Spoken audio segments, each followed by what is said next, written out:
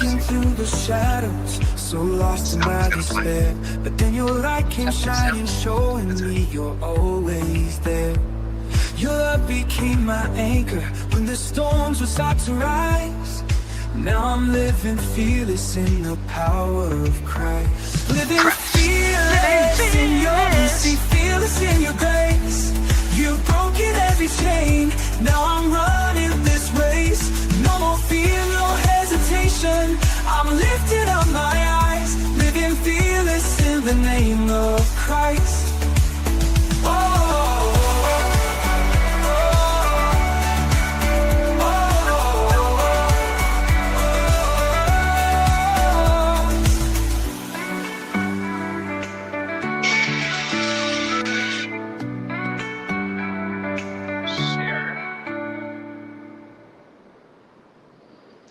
Hey there, my friends. Andy and Hedieh coming to you live from Barstow, California, temporarily. We'll be going through a few towns here. We're on our way to Vegas, where Hedieh will be speaking at what church? Calvary Red Rock. Calvary Chapel Red Rock. That'd be cool. We wanted to come on and talk a little bit about what's happening in Iran. Of course, we've been not live for a while. You won't even believe what's been going on. I've barely been able to step into the studio. But I suddenly feel Persian. I think I've told you this before. Yes. I get chills when I think about the possibilities. I get a little emotional, and just so happy with what's happening today. But as a real Persian, what are your first thoughts about what's happening in Iran? Well, we've dreamed of this since we were children, since the 79 revolution.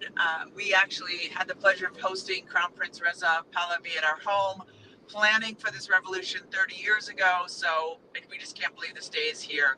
There are thousands and thousands of Iranians across the world out on the streets protesting against the regime, celebrating the attacks, and just praying for the Iranian people to be free. There's a lot that needs to happen.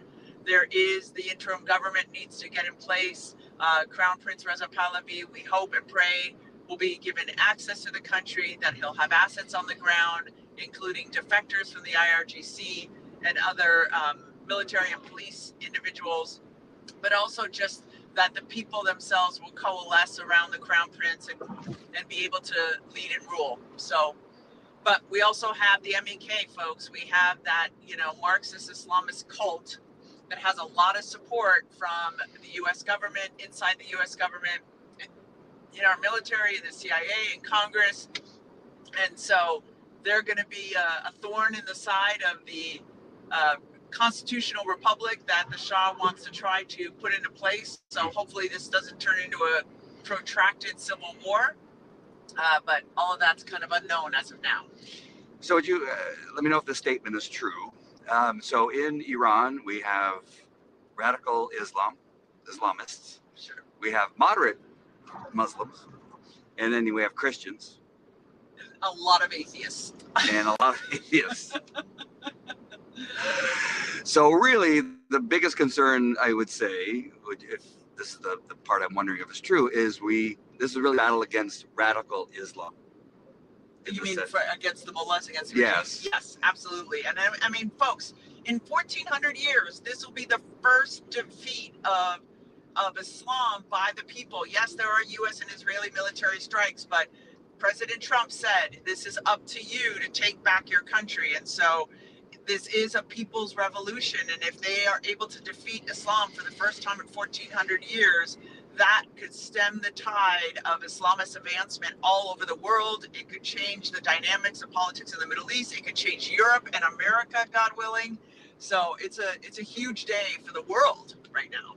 So President Trump, in his speech this morning, he talked about the police and the military, IRGC, to drop their weapons and to give up, and they'll get immunity or be killed.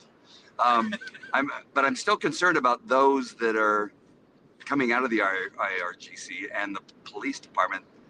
Would they not still be radical Islamists? So that would now be kind of sprinkled in with everybody else? Yeah, I mean, for sure. So there is going to be that element, and that's why we're praying this doesn't turn into a civil war. But the mistake we made in Iraq was assuming all the Baathists were Saddam supporters. And so we unemployed 300,000 Sunnis overnight, and that turned into ISIS, folks. So the military capabilities of ISIS was a result of having the military and the intellectuals from Saddam's Sunni supporters in ISIS. So Reza Pahlavi has made it clear that we know a lot of you are civil servants. We know a lot of you serve and don't believe in the republic, but it's a job and a paycheck. And we welcome you, put down your arms and join our coalition. So he's left that option open, which I think is supremely important, because a lot of those people are just doing it for a paycheck. And so hopefully the factions that are still radical will be destroyed by these airstrikes, because as we see, there are, the head of the IRGC, the military command, the National Security Council, the defense minister have already been killed. I think we're going to start to develop one of those Xbox kill lists soon, so we'll know a bingo card. The bingo card, so we'll know who's been eliminated. I think with the intelligence we have from the Israeli military, especially, and the covert forces on the ground, I'm hoping they will take out the most vicious of those elements, including the Ayatollah. But we think he may be dead, but we're not sure. And they say the sons are there. I have a feeling they're like in Paris or somewhere else, but we'll see. So can I bring this back to the United States? Yes. When we have radical Islam clearly here in the United States. And Hezbollah. In Minnesota, New York, Michigan, we see them everywhere. Texas. Do you think this may have an impact on their growth, or will it speed up the growth of radical Islam here, or do you think it may slow it down, because people have to see what people are willing to do to get out from under these mullahs and radical Islam? What's your thoughts on how this may impact what's happening here in the United States? So we have to always acknowledge the Shia-Sunni divide. Iran is making what I think to be a horrible strategic mistake by attacking the entire Gulf. Yeah. They've bombed every major Gulf state, which is just infuriating the Sunnis and the Sunni elites all over the world. We're talking about Qatar and Bahrain and apparently Saudi too. And so it's why would they do that? A strategic stupidity on their part, because the Sunnis don't like the Shia to begin with. The Saudis don't like Iran to begin with. So I think that just fuels the fire of the Sunnis against the Shia. But there will always be a faction of the Islamists that are, they have a civilizational jihad. They're playing the long game. And so this is a bump in the road to them. And quite frankly, in Sunni eschatology, they defeat the Shia faction. So to them, it may be like good riddance. Great. This is a chance for Sunni dominance. I don't think it's going to discourage the radicals. I hope it has an effect on the moderates, realizing that this is a time that we need to either leave Islam, or the reformers have to do something substantial to get rid of the extremists. The internal battle for the soul of Islam, unfortunately, I think the moderates have lost, the reformers have lost, because trying to reform Islam is basically heresy, as I have now learned in Christ. It's impossible. It's impossible. So I think we're going to be dealing with radical Islam for a long time into the future. Oh, thanks. Thanks for that. Well, we, like I said, we're on our way to Red Rock. You'll be speaking. Just on a note, I'm not sure if they're this interested in it, but you're going there to talk about radical Islam and your experience in government.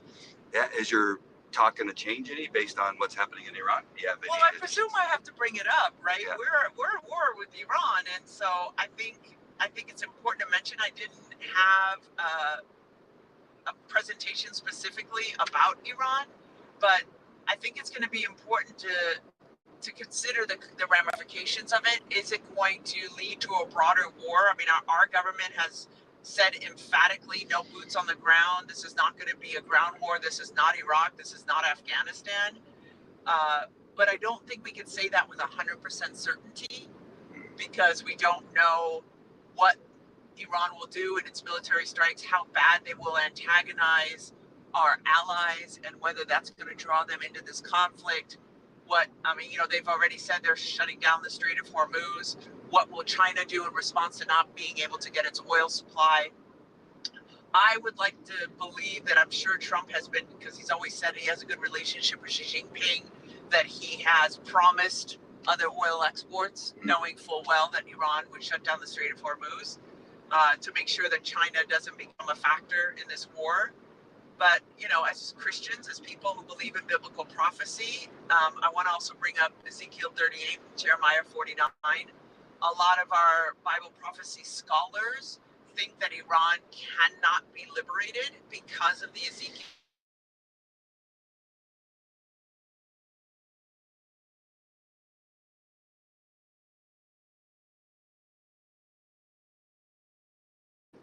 There we go. Sorry about that.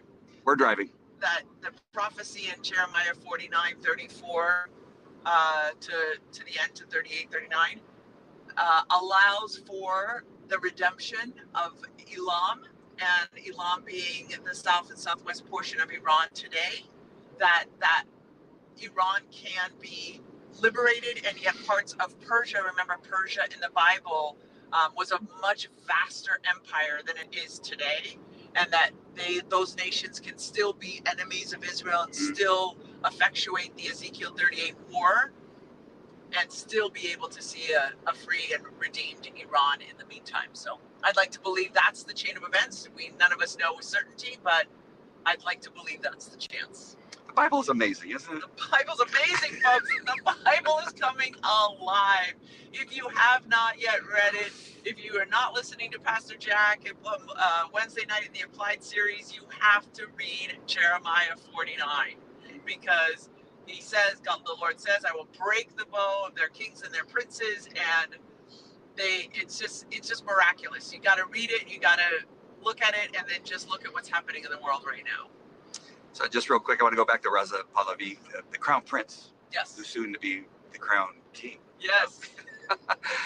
So what do you think that he has to do? I heard you talking to Annie Cyrus earlier, and then Pastor Jack, you were on with him just a few minutes ago. How do we get him in there? He's got to come in, and then what does he got to do? Like, just really begin to talk and campaign? I mean, how do you do this? And when do you do it? I mean, That's all I'm thinking. I mean, I know Ahmed Chalabi in Iraq came in on a carrier aircraft from the United States. Yeah. It doesn't look like the U.S. is promising that. Israel may promise that. The logistics of it, that's what I'm trying to wrap my head around, is what does that look like? Again, that's going to depend on the defecting forces also. In these airstrikes, are they also dropping caches of weapons for the oppositional forces to be able to use? We don't know, but they're unarmed right now, and that's why 40,000 plus were murdered and just massacred in the streets, because they're an unarmed population. So how does that logistically transpire, I think, is really the question now, is that who brings him in? How does he coalesce the forces? How does he take control of the government? Because remember also, he has the death cult of MEK nipping at his heels. They want to take control. But. Well, when I think about him, it sounds like he's just one person, and then you got MEK, or the Mujahideen. That's an organization.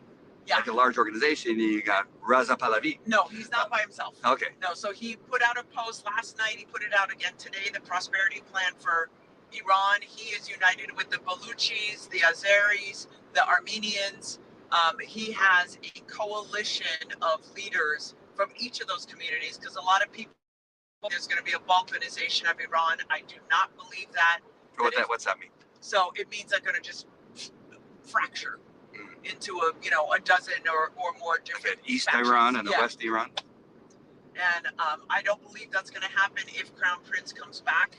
He will coalesce all of those different ethnic groups together. See, what people don't realize is that, different than the Balkans have been, struggling for identity, between Islam and Christianity and Christendom for a very long time, for over 1,000 years. But for the Persians, these different ethnic groups have been part of a nation for a very long time.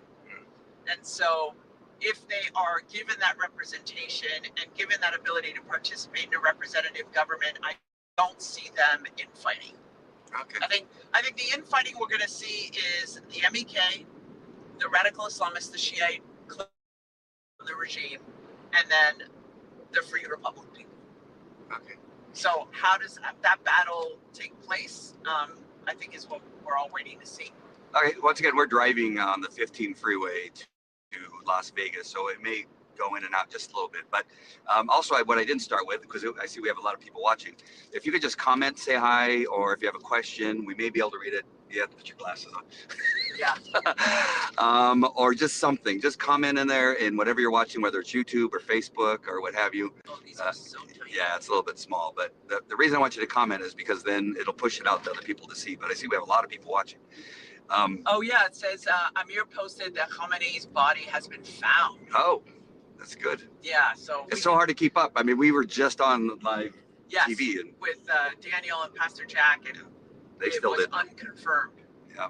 But though the channels, he did report that Channel 12 of Israel said that no, it is confirmed, he is dead. I mean, we've been hearing for weeks that he's in a bunker somewhere. So the fact that he'd be sitting in his living room drinking tea, waiting for that bomb is kind of odd to me. Yeah. But yeah. Well, they've been watching him. I mean, there's so many things, and that's what frustrates me about some of these podcasters and things like that. Like Trump doesn't know what he's doing and all this kind of stuff. But you have to.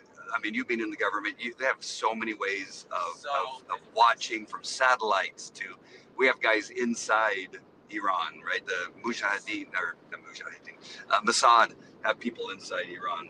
Yes. They're watching every movement. Yeah, watch a couple TV shows. Sure. There's so many things that are happening that we don't know about. That they know when he's eating, when he's praying. Well, everybody knows when they're praying because they're Muslims. But blasted on the loudspeaker. I just really got to think that if people would just see what happens in these countries when socialism, Marxism, just the Muslims, the crazy Muslims. I was trying not to use a bad word.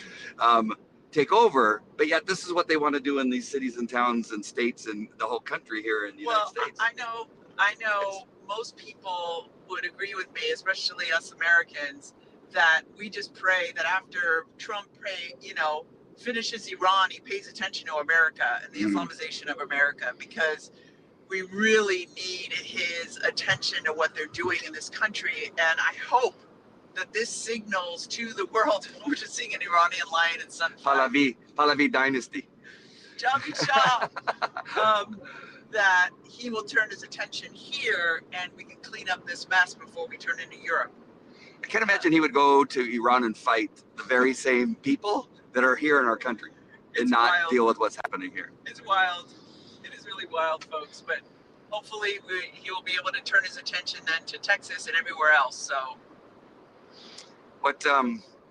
what message do you think you have for people that are watching that you're going to give to the people at Red Rock about what's happening here in the United States? What are some of the most important things that I know we have? It's like we have a lot of people watching, so there may be people that haven't heard from you. Yeah.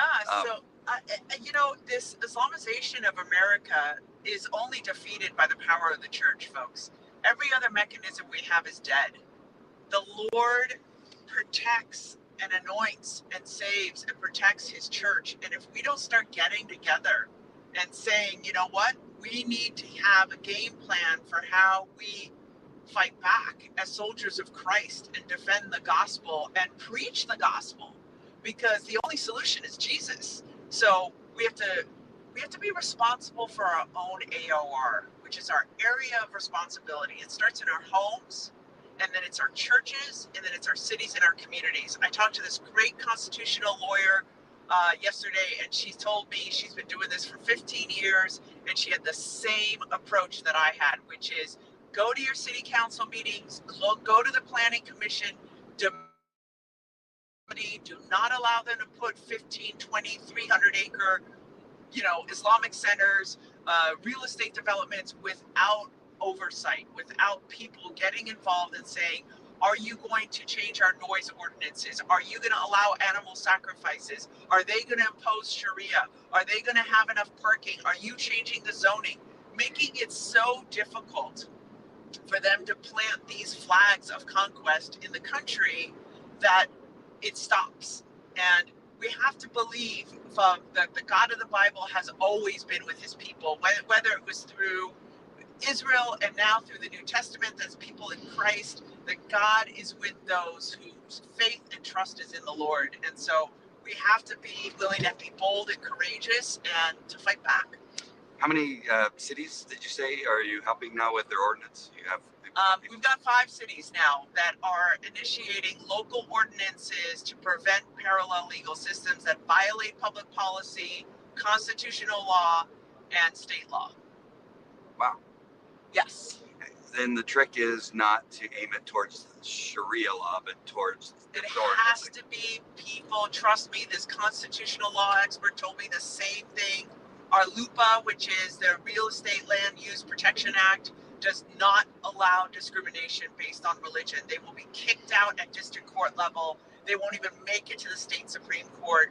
We have to make them facially neutral so that the local zoning ordinances, the local city and county ordinances say no parallel legal system, no courts, no arbitration agreements, no local ordinances that violate public policy, constitutional law, and state law. Meaning, if you are going to allow a zoning variance to play the azan at 5 o'clock in the morning, that violates public policy of noise nuisance. So it gives the city and county officials the ability to look at that kind of ordinance and say, I'm sorry, we can't give you this variance. We have this, law in place. So you're gonna have to not do that. It gives them something to defer to and to basically rely on and not wait for the state to do it. Because guess what? Texas has an ALAC law, an American law for American courts, but it's not been enforced. And so we have to start instituting it at the local level. It's crazy. I just thought a pedophile could create a religion of pedophilia and then create their Bible and say, hey, you can't violate my religious. Which is what Islam does. Wow. Because, they allow for child marriages. They allow for marriage. 9. Muhammad married a girl at 6 and consummated at 9. So it's basically condoning pedophilia. And so even that, child marriages should be outright banned. The lawyer, Karen, that I was talking to has been fighting marriage laws and custody issues where they were demanding, the courts were enforcing contracts that required the woman to lose custody because they said she signed a marriage contract. We said, but it's unconscionable. It violates public policy for the woman to give up all rights. It's a harm to a child to allow a mother to give up all the rights. And they lost twice in the state Supreme Court. Wow. That's abominable, folks. And yet you have the wokesters aligning with Islam, the Yes. LGBTQ. Absolutely. And out of stupidity, not realizing that they're just, fodder for hellfire for them as far as they're concerned. They're saying, yes, we'll use these useful idiots until we get into power and we kill them. So just a couple more things before I think we're going to get over a hill here. We may lose you. I'm just letting you know typically there's this area over here that you go over. Everybody that's driven this road knows that you kind of go dead. But when you go in and bomb and kill, but yet we're Christian and we're kind of cheering for it, how does that align with love thy neighbor? How do we reconcile that? Well, so Augustine has the just war doctrine of Christians, and the idea is it has to be a just war. It's not supposed to be offensive. It's supposed to be defensive. It's supposed to be in protection of life and liberty. It's protection of life. And so I think the way Trump articulated it was that you've massacred 40,000 innocent civilians. You are terrorizing the world. You have terrorized the United States. You refuse to give up your arms, and therefore we must contain you. We must stop you from continuing to threaten the war.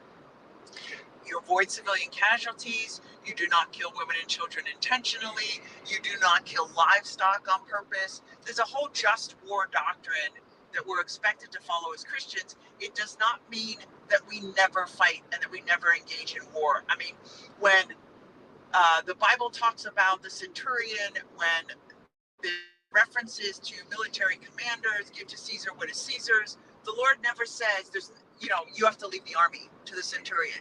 It's never, you're not allowed to fight in the military. So this notion that all we're allowed to do is turn the other cheek is really it's a manipulation of the concept of love and grace in the Bible, in my opinion.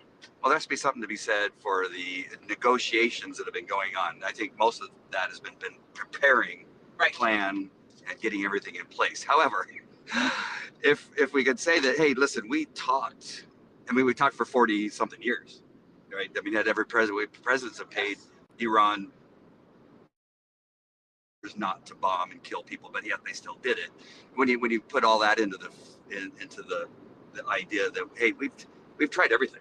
We've tried paying them. We've tried talking to them. We've tried negotiating with them. And this is why we're at this point. And so this is the result. It's death. Exactly. Death is going to happen. Exactly. Yeah. Wow. Anything that you talked about on Pastor Jack's show that we did not get a chance to talk about that is important? No, I think we covered it. Of course, it's important. We pray for the security of Israel. Daniel and Yair are boots on the ground. Were on the show with us, and they are constantly hearing their bomb alerts go off. So, of course, pray for protection for the people of Israel. They have a super sophisticated military ballistic missile support, but bombs still get through.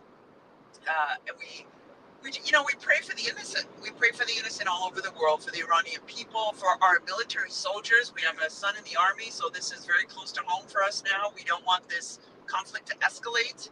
We hope that they could be targeted strikes against the enemies of humanity, and that we will be able to rebuild. Again, juxtapose that to Iraq, and we took out electrical infrastructure, roads and highways that were unnecessary. It led to a tremendous amount of difficulty in the aftermath of putting Iraq back together. So I believe we're doing that very differently too, not trying to destroy the country. So stop there, folks. So that's at least a positive in this second round. And then one last thing, a lot of you know that we were scheduled to fly to Israel in not too long. Pastor Jack basically announced that is not happening. Okay, we're not going. Yes. And you got a full refund. Well, I bought refundable tickets. Well, the flight. Yes. Well, that was just the flight. That was good thinking. Well, yeah. Well, and I mean, I fought with LL because they wanted to give me a credit, and I was like, "Excuse me, I have a contract of carriage that says my flight is refundable, not creditable," and I did that for this precise reason. So, yeah, I was lucky enough to do that. I'm so surprised that they picked up the chat. I can't imagine how busy they are with know. cancellations of flights. And I told them, I'm like, "I'm sorry. I know you're really busy right now." Did you say you were Persian? Hey, I'm Iranian. I did not. You want to check and see if there's anything before we leave? Or surprisingly, we only went down to 2 bars. Deborah's saying she missed us, and how are we doing? We are doing fantastic. Another thing, I can't even read that, it's so small. But another thing, Andy and I are moving suddenly, unexpectedly. Yeah. So we ask for your prayers for ease during this transition process, and that's another reason we haven't been able to broadcast. Our studio will look different. Everything will be different, but we're moving. We'll try to go live even sometime between now and when. That's only like 5 days. We have to move in 5 days. Four kids. And now that we're not going to Israel, we have a little breathing room. Yeah, we were a little worried that we had to move and go to Israel at the same time. So we're going to be able to do that. But Appreciate the internet hanging on while we're down to 2 bars, but we love you guys. We miss you. We will be back on live. It's been impossible to get on and do a show. So thank you for your patience. Thank you for everybody that joined us. It was a large number there for a while. Yeah, and pray for God's will to be done. That's really, everyone's asking me, do you want regime change? Do you want that? I'm like, I want the Lord's will. And so as believers, we want the Lord's will to be done. Whatever that looks like, and it really, God only knows. He knows the end from the beginning. And so just the Lord's will to be done and innocence to be protected everywhere in the world. So make sure and share this video out, whatever you're watching it on. Share it out to your friends soon, because it's I have autopilot on. Oh, it stops on its own. You got men that drive. You see when your wife puts on the brakes over there, she has no brake, but yeah, she's putting on the brakes and her hand on the thing. I just don't want you to get distracted while you're talking and we're driving. I got autopilot on. It just handles so it'll stop me from Yes, how yes. does it do that? It has sensors. Oh. I have it on autopilot. It's not what it's really called, but I call it autopilot because it controls. But yeah, share it out to everybody, but do it quickly so they can get the updated version, and then just ask for prayers, safe travels, and Hedieh's speech tomorrow. That would be great. Tonight. Don't worry, those of you that are watching this that are going there to be there, we are fully armed, and we will. I'll be keeping Hedieh safe. Don't you worry. We'll be broadcasting. You can go to my Instagram. It's Cavalry Red Rock. I don't remember the exact website address, but the announcement's on my Instagram. So if you want to watch it live. All right, my friends. We love you guys. I'm gonna have you God push the button because it's so tiny. Bye. Bye. God bless. End stream. Yeah.